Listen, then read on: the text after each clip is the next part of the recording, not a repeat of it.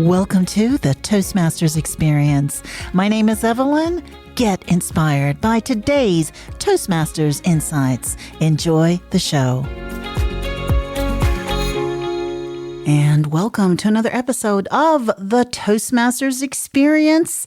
I'm excited and delighted to have on the show today Sean Sadimoen.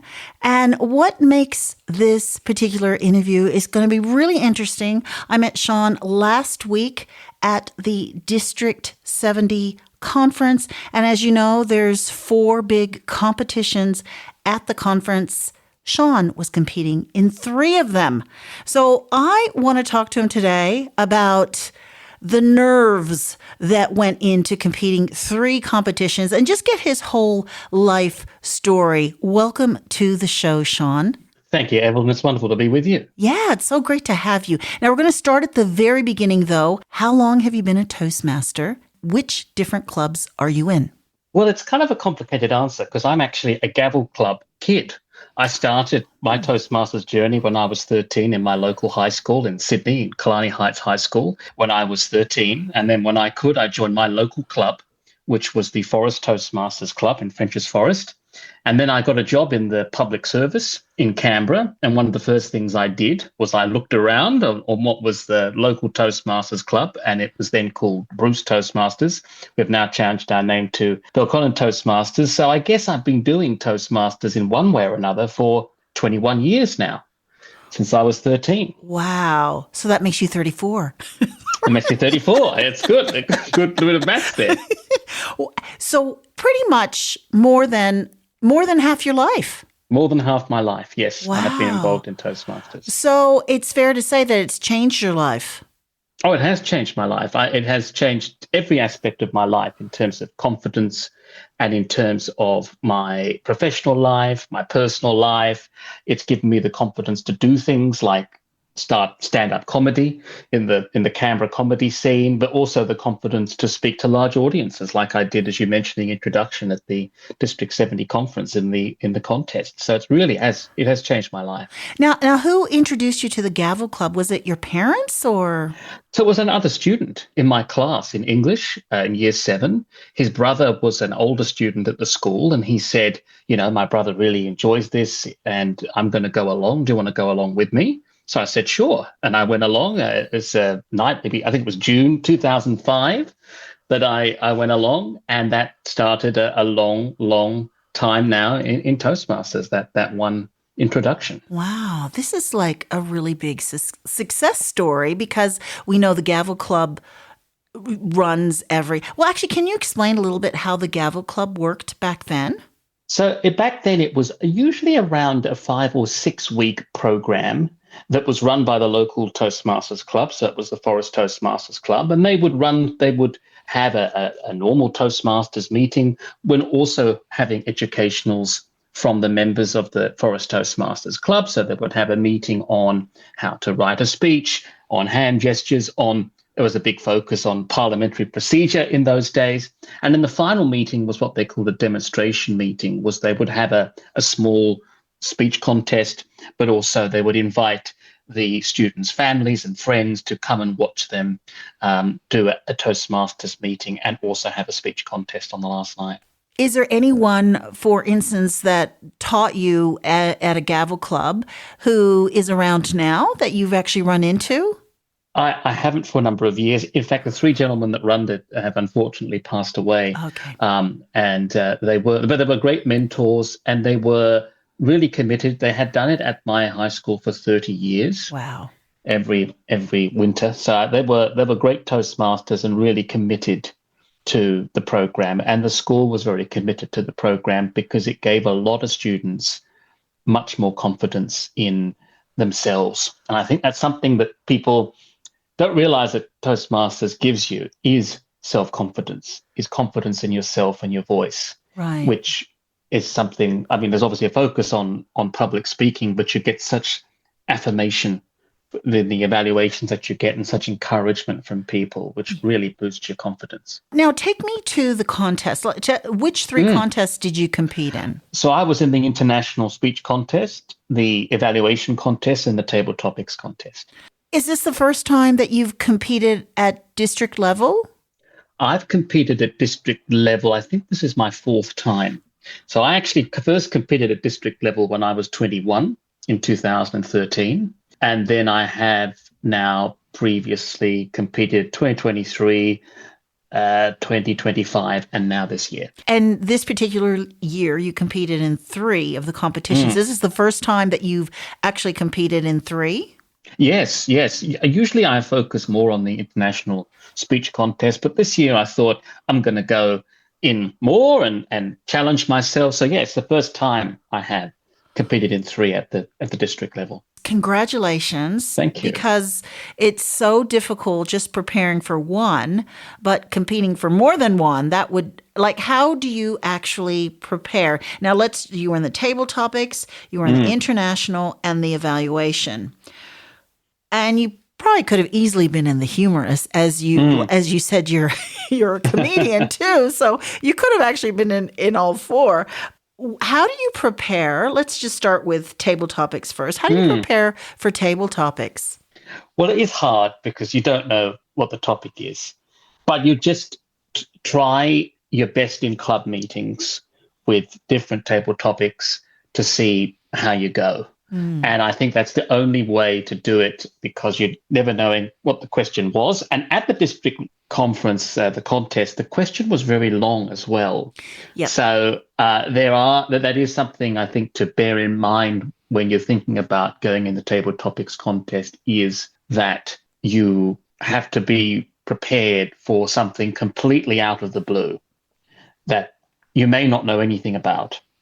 There was a table topics contest at a club I was in a few years ago that mentioned the name of a tanker that had run aground in Newcastle called the Pasha Bulka. And of course, half the members knew what that was and half the members competing didn't. So what do you do in that type of situation when you're given the name of a ship, you don't know it's a ship? You have to use your imagination. The other thing I think that a good piece of advice I've been given about table topics is you only start, the timing for the contest only starts with your first verbal or non-verbal communication. So you can take 5, 6, 7 seconds to let it sink in and then start. And I think that's a good tip that I've had as well in terms of competing in table topics, is take a little bit of time to digest the question and read it, because it's often printed out as well. You can read it as well. It was a long question, and I remember, I don't know if you asked to have it repeated, but it was a really long question. I mean, I think it was like 10 words, or something like that. And a couple of dashes and hyphens as well in it. Yeah, I thought it was really, I mean, when I first heard it, I'm like, oh my gosh, how is anyone going to answer that particular question? I thought you would have placed, but you actually didn't place in this particular one. I forgot what number you came. What number did you come in? I was the last contestant. Oh, so contestant number 7. Oh, so you weren't able to hear the other answers. I didn't hear any other. So that's always a sort of well, not really a disadvantage. I mean, it doesn't matter because the judges judge on who would have won. I had you placed, so I was, but you just never know. You never know. No, you never know. Yeah. You never know. And you give it your best shot. Yeah. And I think try to engage and entertain the audience as much as you can. Yeah. Exactly. No, I thought I did have you placed, but it doesn't matter. But let's go on to let's go on to the evaluation. So evaluation, you did actually place. How do you prepare for evaluation, or do you have a formula? I think that the fundamentals of public speaking is where I always begin, and I probably do have a formula, which is the first thing I usually mention about a speaker is their voice, because it's fundamental to verbal communication. What was the pitch like? What was the vocal variety like? How was the elucidation, the pronunciation of words? And this target speaker we had, it was something that I did mention in my evaluations, was how well she elucidated the words, because sometimes words can run into each other. You can get to the end of a sentence and it's not quite clear in the speech. So yeah, that's usually my starting point.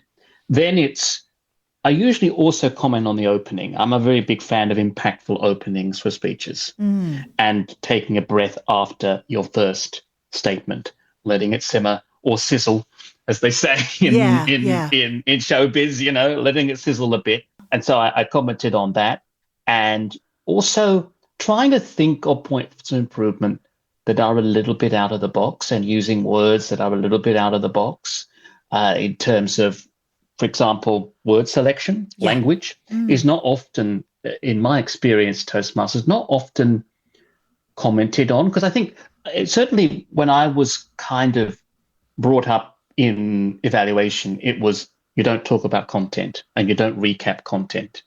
You're very much focused on the fundamentals of public speaking, but I still think you can comment on word selection and language. And I think that's a deep mine of points for improvement to look into in terms of evaluations. Yeah. I find evaluations really, really quite difficult. And I know they say don't recap the speech, but how do you give an evaluation if you don't recap the speech? Like recap it in some, especially when you're giving points of improvement. I feel like you sort of have to say, well, instead of doing this, what you spoke about, you have to do that. So I think that's right. I think you pick certain parts of the speech where you bookmark and you can kind of mention it where, but there's some evaluations I've heard would spend, a considerable amount of time recapping the content. They talked about this and they talked about this, whereas we've all heard the speech. We really want to get to the meat of what the fundamentals of public speaking they did well and what they could improve. Exactly. So I tend to try to summarize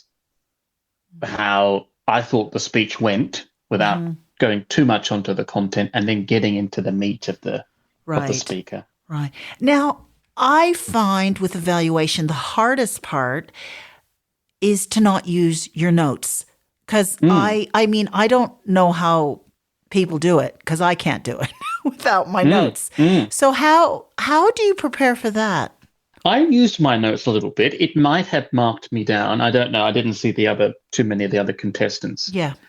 I think that some people can do it very naturally and straight away. I try to limit, maybe in my mind, maybe 3 or 4 glances down to make sure I've said exactly what I wanted to say. Because where you get captured in the moment, it's difficult to keep going off the cuff. And also, I think you're giving something meaningful to the speaker that you found out. You owe them to look down and make sure you're absolutely sure of what you want to say to them. Right. And not make up something. I mean, some speakers may feel the urge to maybe do it a bit of an impromptu evaluation and make something up on the spot. My view is you owe it to the speaker to give you the true rendition of your observations on the speech. So, I'm more inclined to look at my notes 3 or 4 times during an evaluation. It might have marked me down in that, but I wanted to make sure I gave it a true rendition of what I thought about the speech. Yeah. Now, the third competition you competed in was the international speech. Right, yeah. Now, how did you prepare for that? Just did you go to different clubs, or did you just practice in the bathroom? How did you practice for that? So this was a speech I had given actually on the topic. So the speech was on classical music and how it's changed my life and helped me in very difficult times. For example, when I had depression, how it's helped me. And I gave a rendition of this speech 14 years ago, one of my very first international speech contests at an area contest. I gave a very well-written speech about classical music, and I didn't win. Right. And I asked one of the members, I said, I'm disappointed. Why do you think I didn't win? And they said, Sean, there's a big difference between the written word and the spoken word. And that was a beautifully written speech, but it wasn't written to be delivered. And so since then, I've never written a speech down because I think speeches are to be spoken. So I do practice them a lot in the shower, in the car. And that's how I developed my speeches. That's how I developed my international speech, was just talking it out when I had moments to myself. And, bit by bit, you build it. And then you give full renditions to yourself. And I did it at my club on a number of occasions. And the other thing I do is I change the rendition of the speech at every stage of the contest. So the speech I gave at this club contest was different to the speech I gave at the district contest, because I feel like it's important to keep it fresh and also important to challenge yourself at every level of the contest, that you are challenging yourself as a speaker. Because if you get too comfortable with it, then that's not a great thing either. You can get maybe a bit too conservative as a speaker. I think it's important to challenge yourself at every level of an international speech contest. That's so interesting. So you don't write your speeches out. You just keep practicing. Yeah. Wow. Yeah. Because I that was, I think, a great lesson I learned. And it's an evaluation tip I give to a lot of new members in Toastmasters, is think about that your words are meant to be spoken, not meant to be read. Right, right. But how, I get that, but not writing out a speech, that just blows my mind away. And that you just kind of deliver it off the cuff. But I guess because you've been practicing it so much, it's probably not the same every time, obviously, because it's not written out.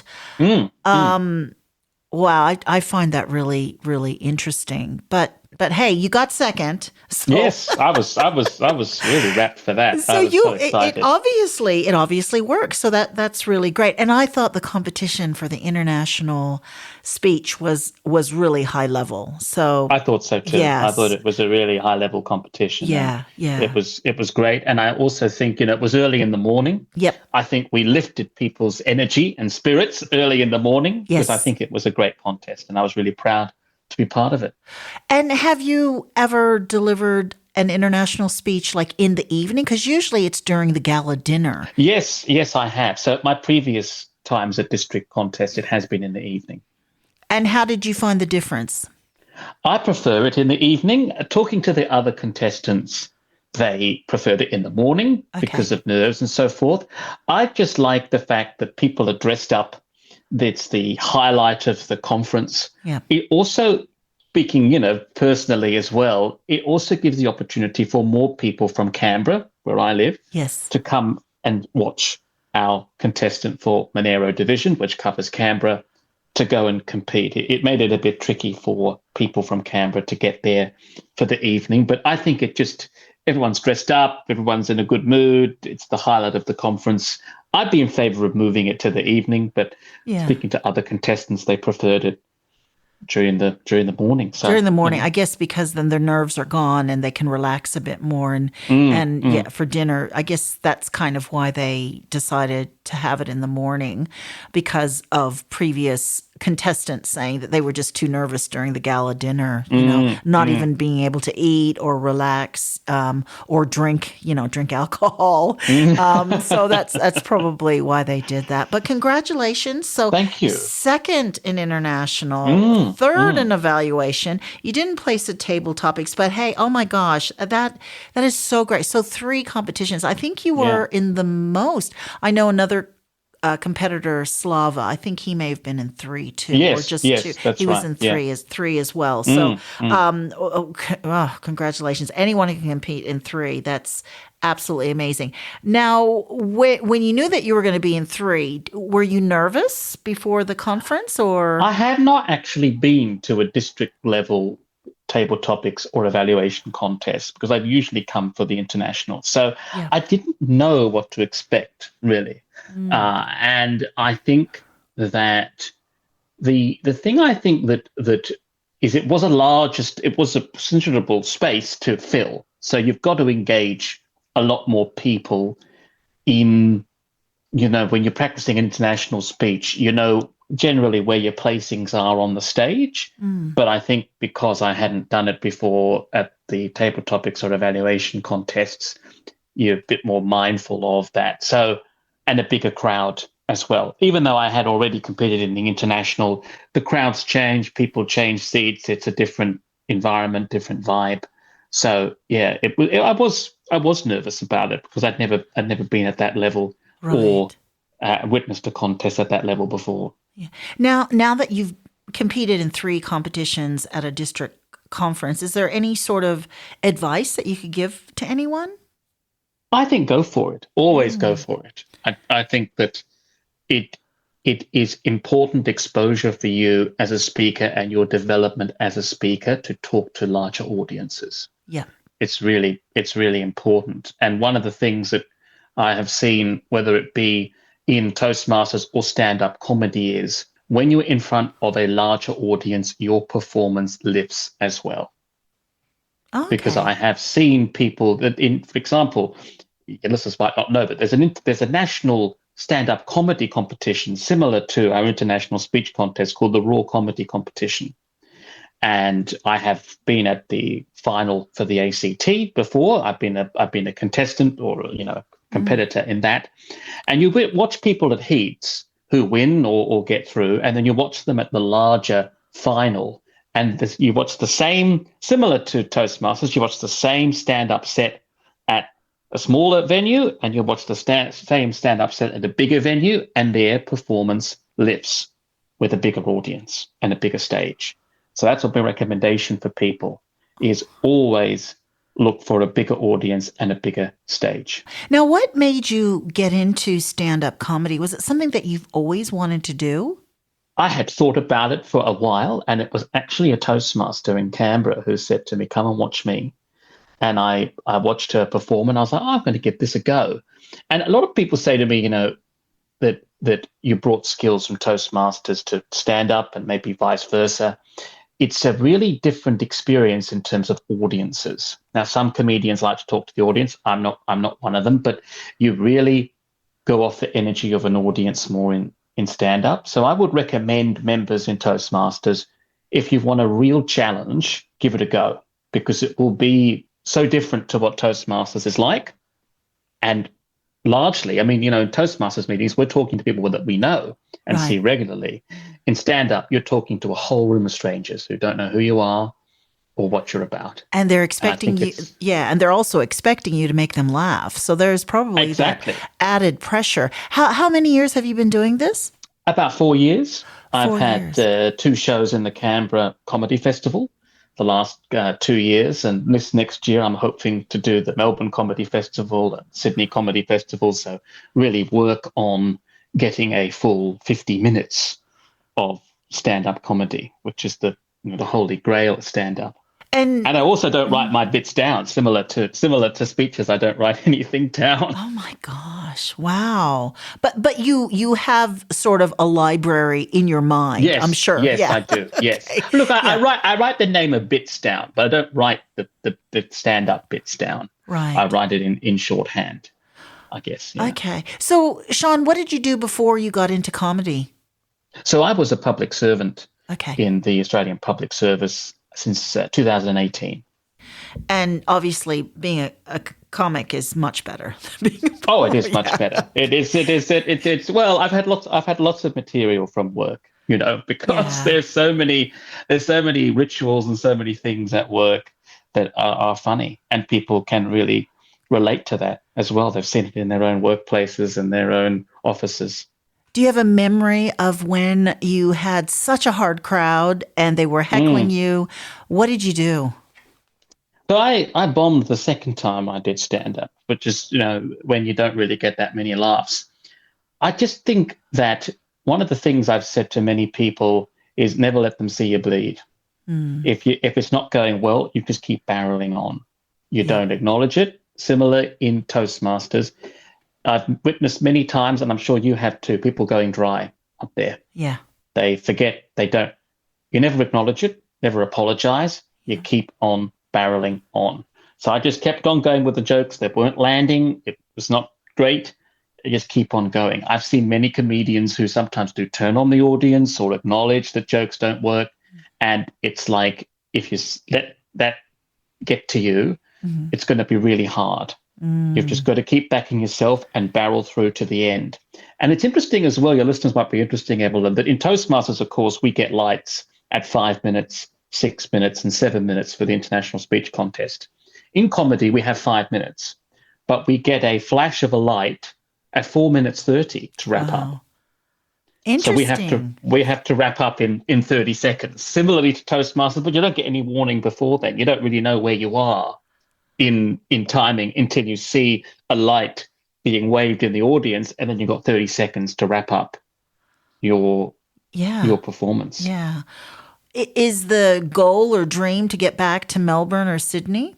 Look, I think eventually to get a stand-up comedy career or other cultural things, you've got to be in those places. But there have been quite successful comedians that have been based out of Canberra because, most comedians travel around the country for various festivals or shows. So it doesn't really matter where you are. If you're in the slipstream of those kind of festivals, you can really do it from anywhere. And there are many as well comedians based in regional Australia that, the regional comedy is quite successful as well in places like Wagga Wagga and out. I was actually invited by a Toastmaster in District 70 to go out to, was it Griffith or even Dubbo, to do some of my comedy out there. So there's a bit of a renaissance of regional comedy going on as well. It's exciting to hear, Toastmasters, doing things in the comedic world and doing other things. So how has Toastmasters changed your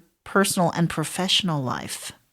It's had a profound impact on it, as well as I think the fundamental thing it's given to me is a community as well. It's been a constant in my life for, as you've identified, the majority of my life. But I also think that as one of the things I've noticed more recently is when I have been supervising staff, giving and receiving feedback is one of the most fundamental things that you can do as a leader in the workplace. And Toastmasters has helped me that enormously. And one of the things, of course, is making sure that any feedback you give is actionable, but also neutral in tone. Right. One of the things I've learned in Toastmasters, tone is very much something that people hear. And if you can keep your tone neutral, like if you're giving serious feedback, not too negative, not too positive, keep your tone neutral, it's really important in the workplace to give feedback in a neutral tone. And I've learned that through giving so many evaluations and being evaluated on those evaluations throughout my time in Toastmasters. Yeah, it's such good advice too. And it's also good advice when you have a new member coming in or a visitor to really watch your tone, because it can affect them to never want to ever come back to Toastmasters. So we have to be, as members who've been a member for a long time, we have to be mindful of that when someone new comes in, to keep our tone neutral. So I do believe that comedy is so difficult now. Do you have a social media following? I do. Okay. I'm trying to develop one. Okay. So it's Shawnee Boy Comedy on Instagram. And I've been spending my time chopping up bits to put on Instagram. So I'd love to people, if they're interested in my comedy and would like to watch some on Instagram, follow me at Shawnee Boy Comedy. Okay. And how do you spell that? Because I know Sean can be spelled different ways. Yes, it's Seany, boy, B-O-Y, comedy. Comedy. And that's on Instagram. That's on Instagram. Yeah. It is difficult, I know, for comedians, because you probably don't want to put out too much of your comedy on social media, because that's your show. Yes, that's right. Exactly. That's why you put little bits, you put 10 seconds or so when the audience really laughs, and then you can take it from there. So when's your next show? So I haven't got one planned at the moment. I did have one a couple of months ago, but I do regular stand-up shows in Canberra. Okay. So usually some open mics and stuff. But I'm going to be working on my show for next year for the comedy festival season. Open mic sessions, I guess they help you, they warm you up. Is that correct? Or that's right. Yeah. That's right. It gives you an opportunity to test your material in bits and pieces. Yeah. So you might have to do 10 or so to practice all of the sections that you need for a full show or much of a show. So it's a good opportunity to test your material. And you need stage time as well. So you've got to get all the stage time. Yes. Do you practice a lot of your comedy at your Toastmasters meetings? I try to. I think they would think I would be reasonably funny. I mean, the thing is that a lot of people have said to me as well that stand-up is quite different to a speech in that you have a setup for the joke and a punchline. It's not have the fundamentals of a beginning, middle, and end, because you've got to be moving on to new material throughout. So it's a kind of very different style to a speech. But I think my fellow members would think I'm pretty funny. No, I love that. Now, I want to ask you something because I know that, I mean, you're young, you're 34 years old. How do you think communication, like what does communication mean to you? Because I feel like it's really transformed and changed very, it like, has. yeah. So what does it mean to you? I mean, I think it is, I think if you can move people with your presence and your voice, you still have currency today. Because I know it is very much a very fast in terms of written communication, text messages, direct messaging, all of that type of thing.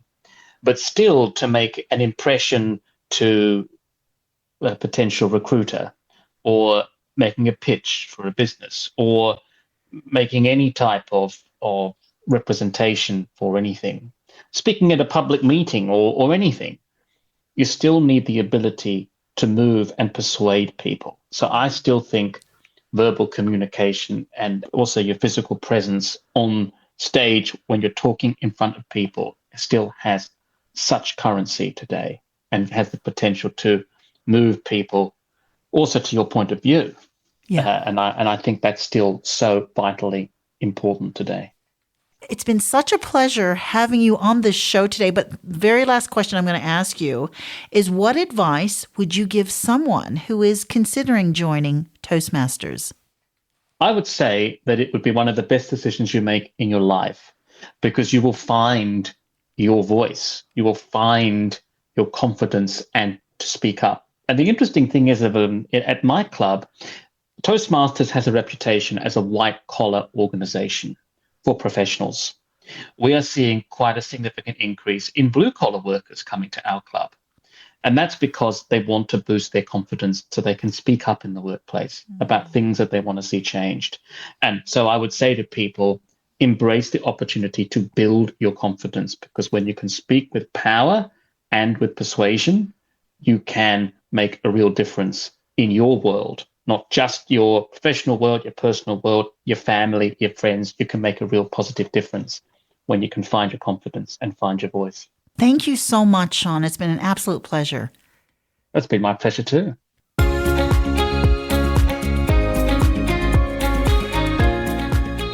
Thank you so much for your company. Please tune in next time to the Toastmasters Experience. Right, how was that? Oh, sorry.